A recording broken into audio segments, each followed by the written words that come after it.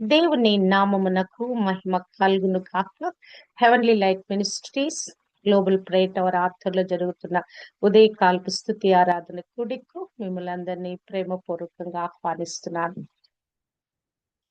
ఈ దినము మరొక నూతన నెలలోకి దేవుడు మనల్ని తోడుకొని వచ్చాడు. 2 నెలలు కాపాడబడి, పోషింపబడి, సంరక్షింపబడి, మరి ఆయనలో కొనసాగి మరి 3వ నెల మరిలోకి తోడుకొని వచ్చాడు. మరి ఈ దినము పరిశుద్ధ దినమైనది. మార్చి నెల మొదటి దినము, మొదటి పరిశుద్ధ దినంగా దేవుడు మనకు అనుగ్రహింపచేశాడు. మరి గత కాలపు మేళ్లన్నిటిని బట్టి, ఉపకారాలన్నిటిని బట్టి దేవాది దేవునికి కృతజ్ఞతాస్తుతులు చెల్లిస్తున్నాను. ఈ నూతన నెలలో దేవుడు మన కుటుంబాలన్నిటిలో ఆత్మకార్యము జరిగించును గాక, ఆశీర్వాదాలతో నింపును గాక, ఆయురారోగ్యాలతో మనందరినీ కూడా భద్రపరచును గాక. దేవుని నామమునకే మహిమ కలుగును గాక.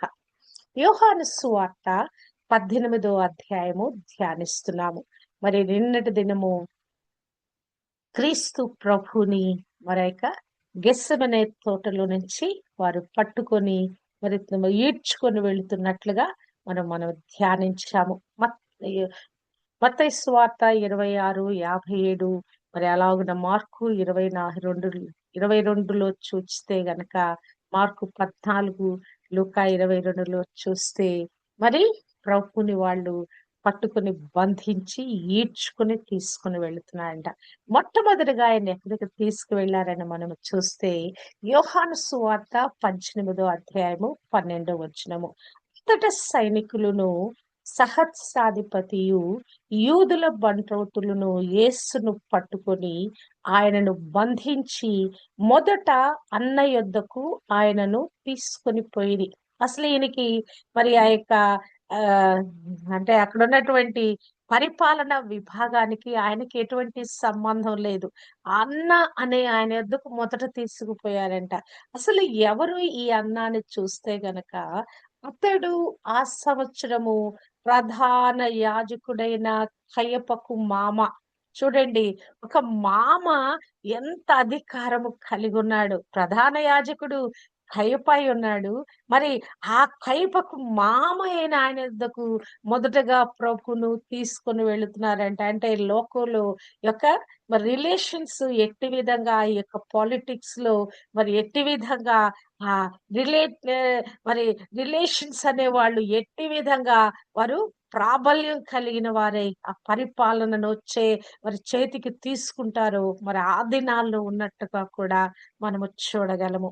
మరి ఈ కైప మరి ఆయన మరి ఒక ప్రవచనం చెప్పి ఉన్నాడు. క్రీస్తు ప్రభు గురించి ఒక ప్రవచనం చెప్పి ఉన్నాడు. ఈ కైప ప్రధాన యాజకుడి గుండి ఏం చేశాడని మనము చూస్తే గనక మరి ఆయన ఒక ప్రవచనం చెప్తున్నాడు. అసలు ఆ ప్రవచనం చెప్పడానికి కారణం ఏంటని మనం చూస్తే గనక లాజరు చనిపోయి తిరిగి లేచాడు. యోహాను సువార్త 11వ అధ్యాయము 45వ వచనంలో చూస్తే అక్కడ సంఘటన మరి ప్రభు లాజర్ను లేపి ఉన్నాడు. లేపి ఉన్నప్పుడు అక్కడ అనేక మంది మరియతో పాటు కలిసి వచ్చారు. కాబట్టి మరియ యొద్దకు వచ్చి ఆయన చేసిన కార్యమును చూచిన యూదులలో అనేకులు విశ్వాసముంచిరి. మరి కొందరు పరిసయ్యుల యొద్దకు వెళ్ళి యేసు చేసిన కార్యములను గూర్చి వారితో చెప్పిరి. కాబట్టి ప్రధాన యాజకులను, పరిసయ్యులను మహాసభను సమకూర్చి, మనమేమి చేయుచున్నాము?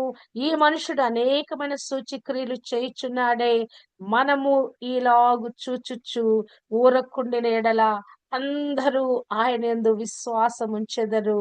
అప్పుడు రోమీలు వచ్చి మన స్థలమును మన జనమును ఆక్రమించుకొందురని చెప్పిరి. ఇక్కడ ఈ ప్రభు చేస్తున్న స్వస్థతలు, విడుదలలు, అద్భుత ఆశ్చర్య మహత్కార్యములు ఆఖరిగా లాజర్ను 4 దినాల తర్వాత లేపటం చూచి ఇక యూదులందరూ కూడా ఆయన వెంట వెళ్ళిపోయారట. ఇక ఈ ప్రధాన యాజకునికి, అక్కడున్న అధికారంలో ఉన్న వారందరికీ కూడా భయము పట్టుకుందంట. వీళ్ళందరూ కూడా ఆయన వెంట వెళ్ళిపోతున్నారు. మనం ఇట్టి విధంగా ఖాళీగా ఉంటే, ఊరక చూస్తూ ఉంటే, ఇక అంతా ఖాళీ అయిపోద్ది. మనకిక ఏమాత్రం అధికారం ఉండదు. ఇక మననెవ్వరు కూడా మరి కేర్ చేయరు. మనెవ్వరు కూడా మన అధికారానికి లోబడరని ఆ యొక్క అధికార దాహము కలిగిన వారే మరి వాళ్ళేం చేస్తున్నారంటే, ప్రభుని ఏ విధంగా చంపాలని వాళ్ళు ఎప్పటినుంచో మరి వాళ్ళు ఆ ప్లాన్స్ అన్నీ వేస్తా ఉన్నారు. ఇప్పుడు కైప అయితే మరి ఆయన ప్రవచిస్తున్నట్లుగా మనము చూడగలము. అయితే వారిలో కయప అను ఒకడు ఆ సంవత్సరము ప్రధాన యాజకుడయుండి మీకేమీ తెలియదు, మన జనమంతయు నశింపకుండునట్లు ఒక మనుషుడు ప్రజల కొరకు చనిపోవుట ఉపయుక్తమని మీరు ఆలోచించుకొనరు అని వారితో చెప్తూ, మరి ఆయనేం చెప్తున్నాడంటే, యేసు ఆ జనము కొరకు, ఆ జనము కొరకు మాత్రమే కాక చెదిరిపోయిన దేవుని పిల్లలను ఏకముగా సమకూర్చుటకును చావనయున్నాడని ప్రవచించెను. హల్లెలూయా! అతను చేస్తుంది చెడ్డ కార్యమే. కానీ ఒక సత్యాన్ని అతని నోటి వెంట పరిశుద్ధాత్మ దేవుడు పలికింప చేస్తున్నాడు ప్రవచన రూపంలో. ఏమని? యేసుక్రీస్తు ప్రభు ఆ జనము కొరకు, యూదా జనము కొరకు మాత్రమే కాదు, చెదిరిపోయిన దేవుని పిల్లలందరూ గూడా సమకూర్చబడాలంటే ఈయన చావాలి. తనంతట తానే ఇలాగు చెప్పలేదు గాని, ఆ సంవత్సరము ప్రధాన యాజకుడయుండెను గనుక ఈ విధముగా పలికెను కదా! ఈ కయప అన్నలు మామ అల్లుళ్ళయున్నారు. మరి కయప ప్రధాన యాజకుడైనాడు. అన్న అతని యొక్క మామయ్యున్నాడు. ప్రభువుని పట్టి బంధించి ఈడ్చుకొని మొదట అన్న దగ్గరకు తీసుకొని వెళ్లి అక్కడ నుంచి కయప దగ్గరికి తీసుకొని వచ్చారట. మరి ఆ యొక్క సంఘటనలన్నీ మనం చూస్తూ ఉంటే గనక, మనం ఈ మాట్లాడుతున్నప్పుడు మనకు ఆ దృశ్యాలు మన కళ్ళ ముందు కనిపిస్తాయి కదా! ప్రభుని బంధించటం, ప్రభుని అట్లా ఈడ్చుకొని వెళ్ళిపోవటం అవన్నీ గూడా మనకి మన కళ్ళ ముందు ఆ దృశ్యాలు మెదులుతా ఉన్నాయి. అక్కడ పలకబడిన మాటలన్నీ గూడా మరి దానిలోకి, ఆ దృశ్యంలోకి, ఆ సంఘటనలోకి మరి దానిలోకి మనం వెళ్లి గనక మరి ఆలోచిస్తూ, ఊహిస్తూ మరి వీటన్నిటిని గూడా మనం అర్థం చేసుకోవచ్చు. యోహాను సువార్త 18వ అధ్యాయము 15వ వచనము. సీమోను పేతురును మరియొక శిష్యుడును యేసు వెంబడి పోవుచుండిరి. ఆ శిష్యుడు ప్రధాన యాజకునికి నెలవైన వాడు గనుక అతడు ప్రధాన యాజకుని ఇంటి ముంగిటి లోపలి వరకు వెళ్ళెను. యేసుతో కూడా వెళ్ళెను. ఇక్కడ మనము చూసినట్లయితే ఇప్పుడు ప్రధాన యాజకుని యొద్దకు మరి ప్రభువుని లోపలికి తీసుకొని వెళ్లారు. మరి మరి పేతురు కూడా దూరంగా నక్కి నక్కి ప్రభుని వెంట వెళ్తా ఉన్నాడు. మరి మరొక శిష్యుడు కూడా ప్రభుని వెంబడిస్తూ ప్రభుకి క్లోజ్ గా ఉంటూ వెళ్తా ఉన్నాడు. అతను దూరంగా లేడు. పేదరైతే దూరంగా ఉన్నాడు కానీ మరి ఆ యొక్క శిష్యుడైతే యేసుతో పాటుగా ఆ ప్రధాన ఇంటి లోపలికి వెళ్ళిపోయాడట. 16వ వచనము. పేతురు ద్వారమునొద్ద బయట నిలుచుండెను గనుక ప్రధాన యాజకునికి నెలవైన ఆ శిష్యుడు బయటికి వచ్చి ద్వారపాలకురాలితో మాట్లాడి పేతురును లోపలికి తోడుకొని పోయెను. ఆ శిష్యుడు ఎవరంటే యోహాను సువార్త రాసిన యోహాను భక్తుడే. మరి ఆయనకి ప్రధాన యాజకుడి దగ్గర మంచి ర్యాపో ఉందన్నమాట. కాబట్టి యేసుక్రీస్తు ప్రభుతో పాటుగా అతను కూడా లోపలికి వెళ్ళిపోయాడు. పేతురు రాలేకుండా అక్కడెక్కడో దూరాన నిలబడుంటే, మరలా అతను బయటకొచ్చి పేతురును వెంటబెట్టుకొని లోపలికి తోడుకొని పోయాడట. లోపలికి వెళ్ళిన తర్వాత అక్కడ జరుగుతున్న పరిస్థితి ఏంటని చూస్తే, అప్పుడు చలి వేయుచున్నందున దాసులును, బంట్రోతులను మంట వేసి చలి కాచుకొనుచు నిలుచుండగా పేతురును వారితో నిలువబడి చలి కాచుకొనుచుండెను. హల్లెలూయా! క్రీస్తు ప్రభునేమో తీర్పు తీర్చడానికి లోపలికి తీసుకొని వెళ్లారు. ఇక్కడ అంటే ఇంకా లోపల ఇంకొక మందిరంలోకి యేసుక్రీస్తు ప్రభుని తీసుకొని వెళ్లారు. బయట ప్రాంగణంలో ప్రధాన యాజకుని యొక్క ప్రాంగణంలోకి ఇప్పుడు పేతురు అడుగు పెట్టాడు. పేతురు అడుగు పెడితే అక్కడ కొద్దిమంది బంట్రోతులు చలి కాచుకుంటున్నారంట. పేతురు వారితో కూడా నిలబడి చలి కాచుకుంటున్నాడంట. చలి కాచుకుంటున్న సందర్భంలో మరి ఇక్కడ ఒక సంఘటన జరిగినట్లుగా మనము చూడగలము.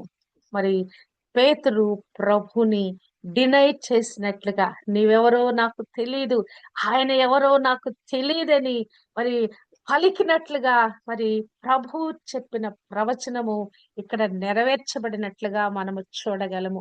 మరి క్రీస్తు ప్రభు ఆ యొక్క ప్రభు రాత్రి భోజనం ఇచ్చినప్పుడు ఆయన మరి అనేక విషయాలు చెప్తూ వచ్చాడు. చెప్తూ వచ్చినప్పుడు ఆఖరికి ఇస్కరియోతు యూదా, మరి నువ్వు చేయవలసింది అనుకుని నువ్వు చేయన్నప్పుడు ఆ యొక్క రొట్టెను ముంచుకొని తినేసి ఇంకా లేచి వెళ్ళిపోయాడు యూదా.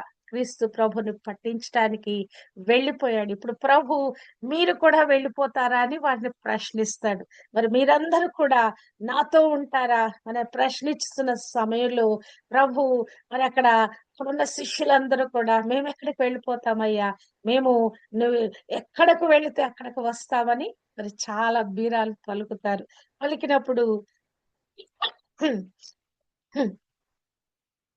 ఇక్కడ మరి యొక్క పేతురు మరొక మెట్టు ముందుకు వేసి, సీమోను పేతురు, యోహాను సువార్త 13వ అధ్యాయము 36వ వచనము, ప్రభువా నీవెక్కడికి వెళ్ళుచున్నావని ఆయనను అడుగుగా, యేసు నేను వెళ్ళుచున్న చోటికి నీప్పుడు నా వెంట రాలేవు గాని తర్వాత వచ్చేదవని అతనితో చెప్పెను.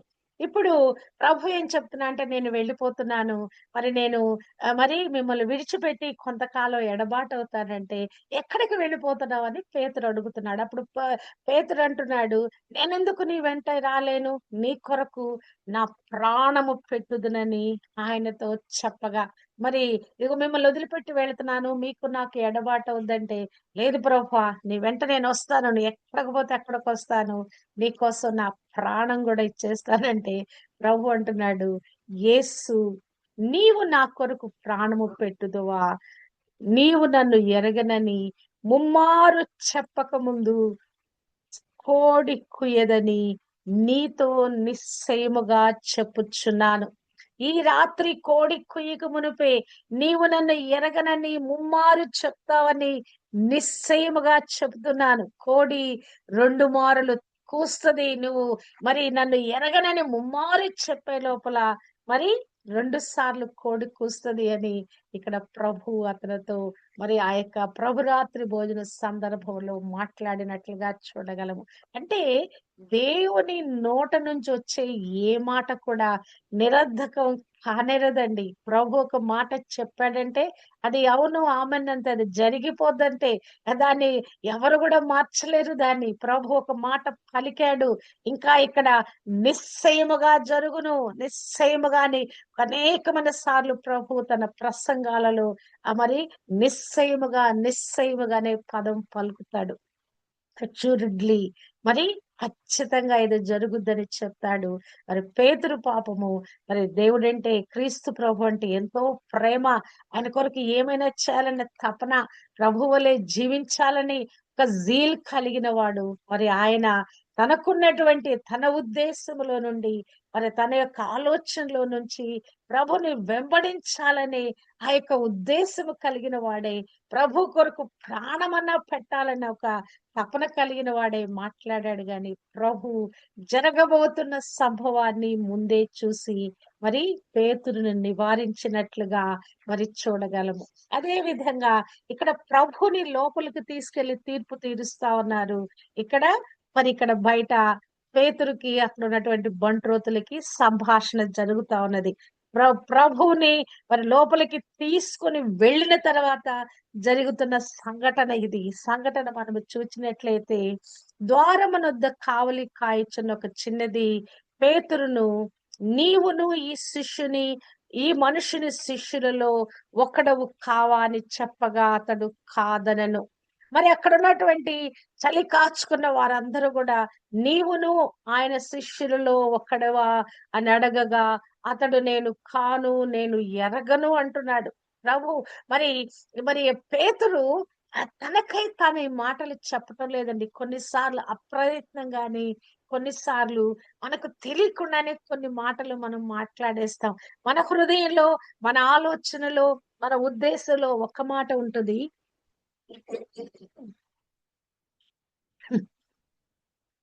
కానీ మనం మాట్లాడేటప్పుడు మరి అది అనుకోకుండా కొన్ని మాటలు మన నోట్లోంచి వచ్చేస్తాయి. ఇక్కడ మరి పేతురు కూడా ప్రభువుని కాదనాలని అసలు ఆయన ఉద్దేశ్యం కానే కాదు. ప్రభువుని విడిచిపెట్టి వెళ్ళిపోవాలి, ప్రభువుకు దూరం కావాలన్నది అసలు ఆయన ఉద్దేశము కానే కాదు గాని, ఆ యొక్క అనుకోకుండా అక్కడున్న వాతావరణము, ఆ పరిస్థితులు మరి ప్రభువుని లోపలికి పట్టుకొని వెళ్ళుట, అతను లోపలికి వెళ్ళలేకపోవట, అసలు అక్కడున్న పరిస్థితులన్నీ ఎంతో భయము కలిగించే విధంగా ఉన్నాయి. ఆయన గూడా తీసుకొని పట్టుకొని వెళ్లి బంధించేటట్లుగా ఉన్నాయి. మరి అతను అప్రయత్నంగానే ప్రభు ఎవరు? మరి నేను ఎరుగను, అతడు కాదు, ఆ మనుషుని శిష్యుడు అంటే కాదు అని చెప్పేసి మాట్లాడుతున్నాడు. మరి అక్కడున్న చిన్నది, నీవు గలిలయుడవు, యేసుతో కూడా ఉన్నవాడు కదా అంటే, అతడు నేనుండలేదు, నీవు చెప్పు సంగతి నాకు తెలియదని అందరి ఎదుట అనెను. కదా! మరి మరి ఇట్టి విధంగా పేతురు మరి మొదటిసారి బొంగుతున్నాడు. అక్కడ ఏమంటున్నాడు? ఆయన ఎవరో నేను ఎరుగను, నీవు చెప్పినది నాకు బోధపడలేదని చెప్పి నడవలోనికి వెళ్ళెను. అంతటా కోడి కూసెను. అంటే కొంచెం వరండాలేగా, బయట ఆరు బయట వాళ్ళు ఆ లోపల ముంగిల్లోనే ఆరు బయట వారు చలిగాచుకుంటున్నారు. ఇప్పుడు వరండాలోకి వెళ్ళాడంట. మరి అక్కడ మరి వారందరి మధ్య మళ్ళీ వెళ్లి కూర్చున్నాడట.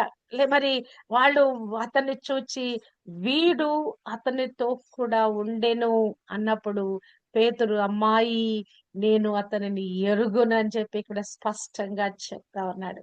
మరి ఇంకా మరి ఇప్పుడు రెండో సందర్భం మనం చూసినట్లయితే యోహాను సువార్త 18:26లో పేతురు ఎవని చెవి తెగ నొరికెనో వాని బంధువును ప్రధాన యాజకుని దాసులలో ఒకడును నీవు తోటలో అతనితో కూడా ఉండగా నేను చూడలేదా అని చెప్పినందుకు ఇప్పుడు కరెక్ట్ సాక్ష్యము. ఇక్కడ పేతురు ఏం చేశాడు? ఆ యొక్క తోటలో మరి అక్కడ మరి అతని చెవి తెగ నరికాడు. ఆ తెగ నరికినప్పుడు అనేక మంది, చాలా మంది వచ్చారు గదా! జన సమూహం అందరూ వచ్చారు. ఆ సంఘటనని చాలా మంది చూచారు. ఈ ప్రధాన యాజకుని మరి ఆ దాసులలో ఒక్కడిని నువ్వు కొట్టావు కదా! అతనిని చెవి తెగ నరికి వేసినప్పుడు మరి ఆహ్, నేను కళ్ళారా చూచాను. ఎవరట అతను? మరి ఆ చెవి తెగ నరకబడింది గదా! వాని బంధువట. ఆ బంధువు అది కళ్ళారా చూసాడంట. ఇప్పుడు ఖచ్చితంగా చెప్తున్నాడు.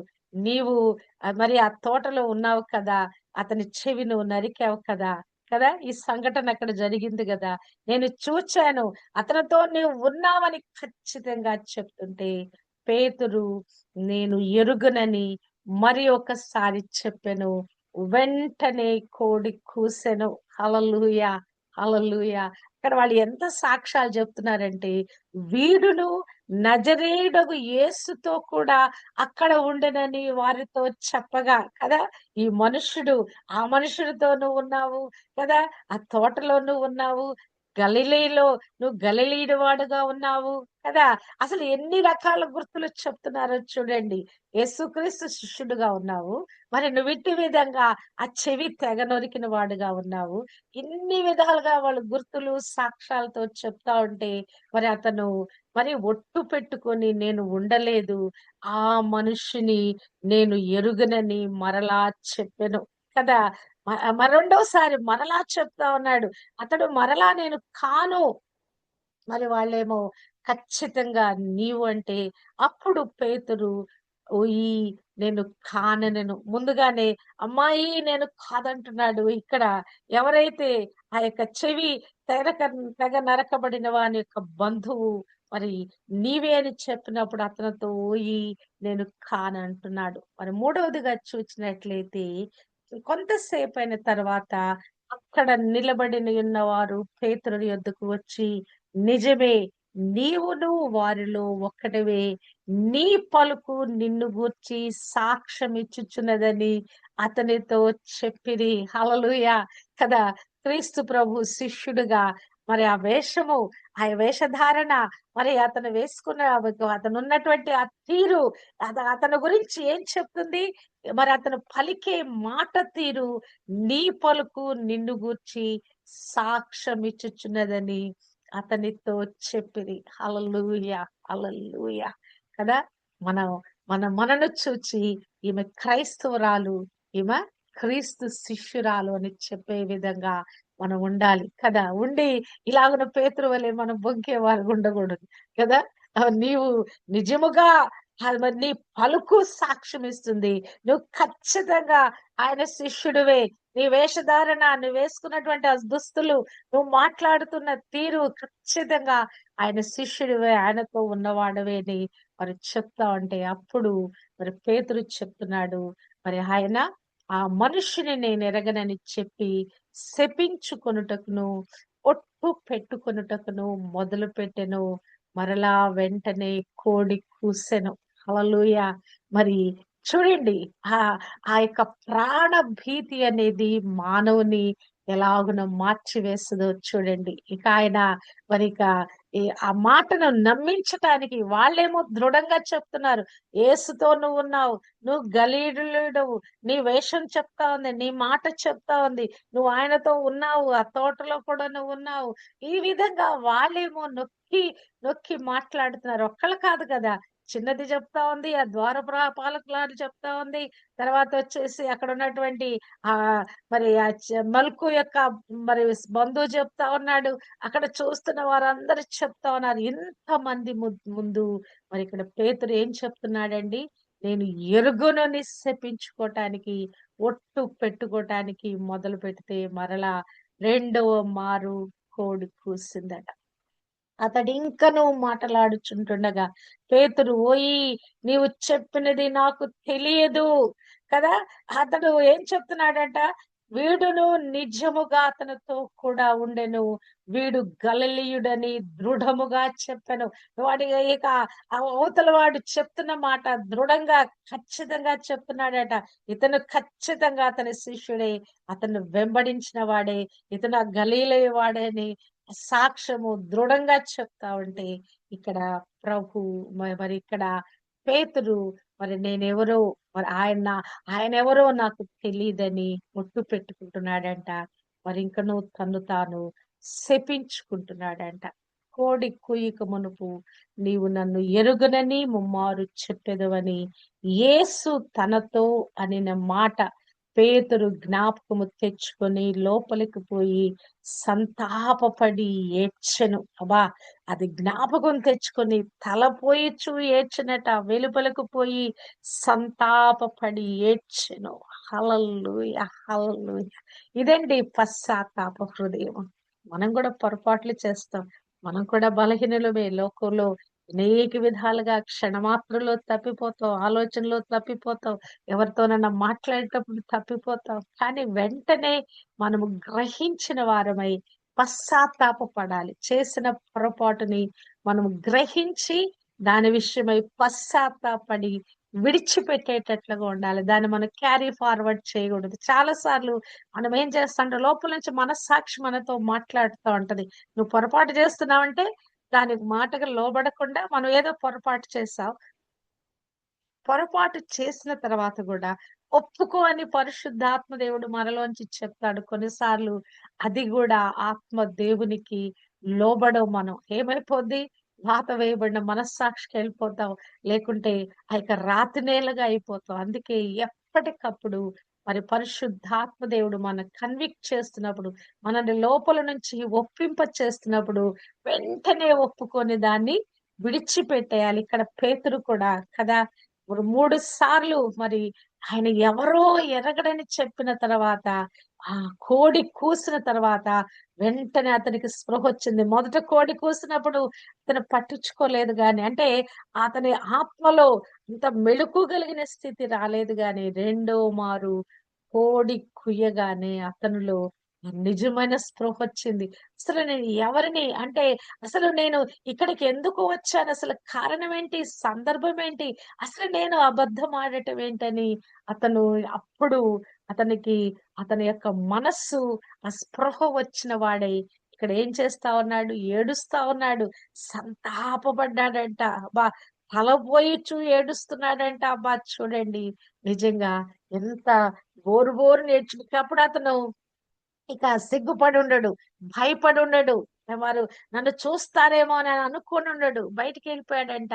వెలుపలకు పోయి ఆ ప్రభు చెప్పిన మాట జ్ఞాపకము చేసుకొని సంతాపపడి ఏడ్చెను. యేసు తనతో చెప్పిన మాట పేతురు జ్ఞాపకము తెచ్చుకొని మరి తలపోయొచ్చు ఏడ్చెను. హల్లెలూయా! ఇలాగున మానవులమైన మనము బలహీనులమే కానీ బలహీనతను జయించిన వారమై మరి మన పొరపాటులు ఒప్పుకొని ప్రభు కొరకు జీవించే వారు ఉండటానికి దేవుడు తన ఆహ్వానాన్ని మనకు పలుకుతా ఉన్నాడు. మనమందరం కూడా శరీరంలో ఉన్నాం. ఏదో ఒక విధంగా తప్పిపోతాం గనక పేతురు లాంటి మహామహుడే అవునా కదా! ప్రభుతో 3.5 సంవత్సరాలు ఆయనతో కలిసి మరి మరి అడుగులు వేసి నడిచిన వాడు ఏ సందర్భంలో కూడా పేతురు లేకుండా లేడండి. ప్రభు ప్రాముఖ్యమైన మరి కార్యాలు చేసినప్పుడు, ఆ చిన్నదాన్ని లేపినప్పుడు, అవునా కదా! రూపాంతర కొండకు వెళ్ళినప్పుడు, ఈ యొక్క ఆఖరికి గెత్సెమనే తోటలో ప్రార్థనా సమయంలో కూడా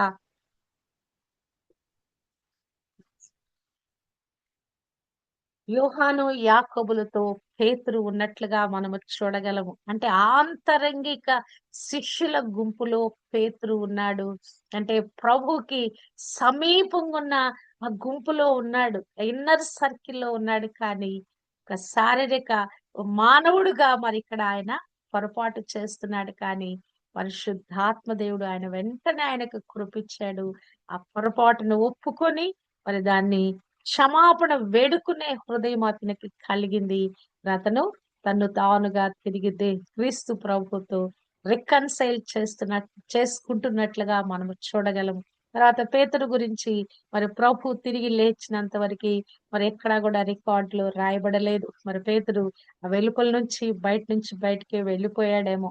మరి యోహాను అయితే ప్రభుతో వెన్నంటి ఉండి ఆ శిలువ శ్రమల నుండి ప్రభు చనిపోయేంత వరకు కూడా శిలువ మీద మరణించేంత వరకు కూడా యోహాను ప్రభుని మరి వెంబడించినట్లుగా మనము చూడగలము కదా. ప్రభుని వెంబడించే ఈ యాత్రలో మనము ఏ స్టేజ్ లో ఉన్నాం ఇది మనం అర్థం చేసుకోవాలి. అందరూ పారిపోయారు ప్రభుని విడిచిపెట్టి. మరి ఒక వ్యక్తి అయితే ఆ తన యొక్క బట్ట కూడా విడిచిపెట్టి వెళ్ళిపోయాడంట. అతను మార్కు అది రాయబడిన మాట మార్కులో రాయబడింది కాబట్టి అతను మరి జాన్ మార్కే ఆ యొక్క పత్రిక రాసిన వ్యక్తి అని పండితుల యొక్క అభిప్రాయము. అతను పారిపోయాడు.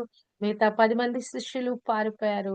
మరి పేతురైతే ప్రభువు దగ్గరికి సమీపంగా అక్కడ దాకా వచ్చాడు గాని మరి బొంకి మరి పశ్చాత్తాపడి మరి పేతురు వెళ్ళిపోతున్నాడు.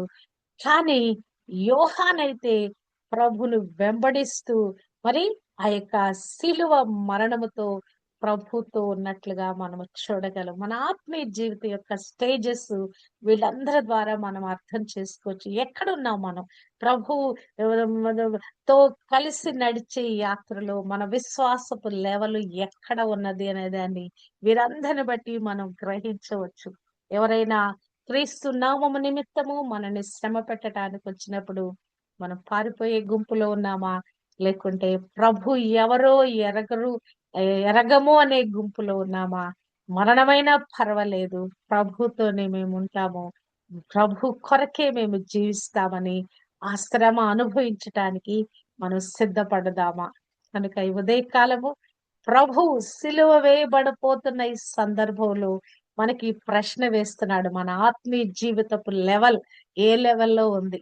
ఎక్కడ మరి ఆ ప్రభు కొరకు సాక్ష్యంగా మనం నిలబడటానికి ఏ స్థాయిలో ఉన్నామని ప్రభు ఉదయకాలము మనం ప్రశ్నిస్తున్నాడు. మన యొక్క ఆత్మలను మనం బలోపేతం చేసుకుందుము గాక.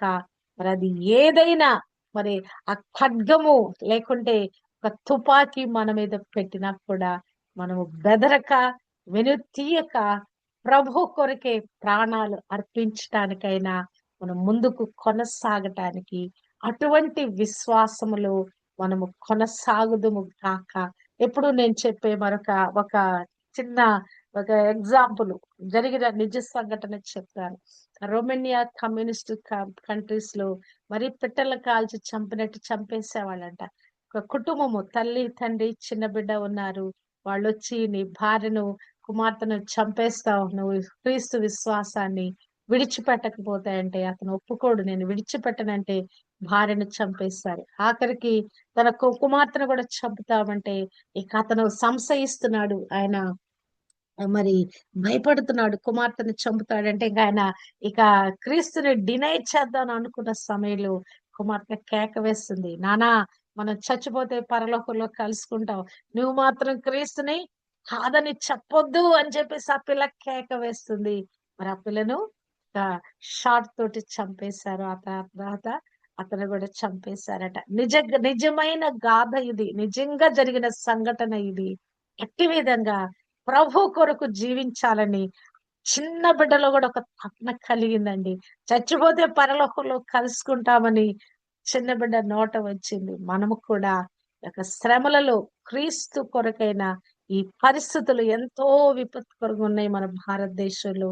అటువంటి శ్రమలు మన యొద్దకు వచ్చినప్పుడు మనము కూడా క్రీస్తు కొరకు నిలబడటానికి మన ఉదయకాలము యొక్క global women prayer warrior summit లో ఉన్న కుటుంబాలన్నీ కూడా క్రీస్తు కొరకు సాక్షులుగా నిలబడటానికి అటువంటి స్ట్రాంగ్ అయిన ఫెయిత్ లోకి మనమందరము వచ్చుదుము గాక.